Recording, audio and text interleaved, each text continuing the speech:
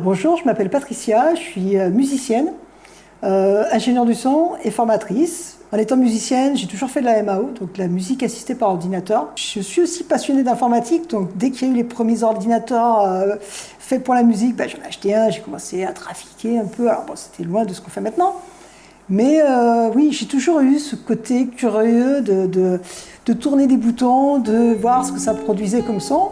Et il y a quelques années, je me suis lancée vraiment dans le studio d'enregistrement pour enregistrer les gens, les aider à réaliser leurs projets et à faire du coup toute la chaîne, l'enregistrement, la production, la réalisation, le mixage et le mastering jusqu'au pressage, qui se fait en usine par contre, pas ici.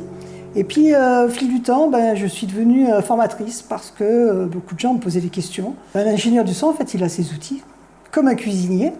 En fait, il va utiliser ce qu'on appelle des EQ, des égaliseurs en français, des compresseurs, c'est vraiment la base de l'outil, des limiteurs, et puis après des reverbs, des ambiances.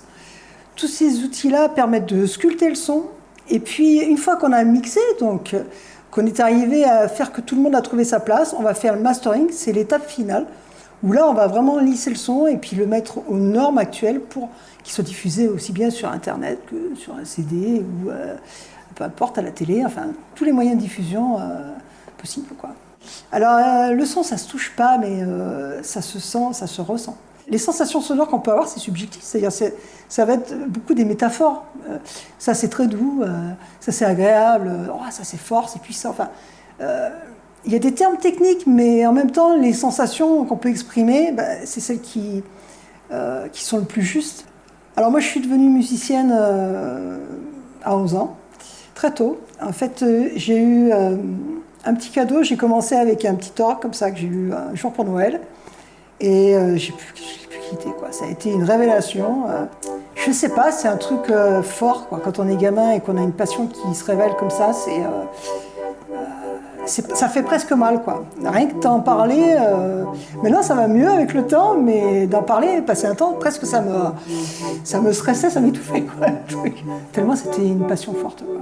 C'est l'oreille qui fait la différence. C'est l'oreille, c'est la sensibilité artistique, parce que dès qu'on touche le mix, dès qu'on touche le son sur un morceau, on va apporter forcément ce qu'on aime nous. Il y a des gens qui ont l'oreille absolue, c'est pas forcément un plus.